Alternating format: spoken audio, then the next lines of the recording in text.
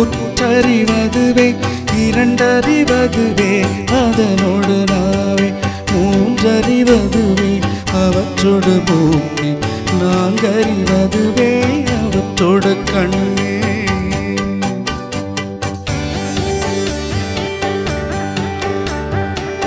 ஐந்தறிவதுவே அவற்றோடு செவியை ஆறறிவதுவே அவற்றோடு மனனை நேரிதின் உணர்ந்தோர் நெறிப்படுத்தினரே தொல்காப்பியர் சொன்ன உயிர் வகை இதுவே.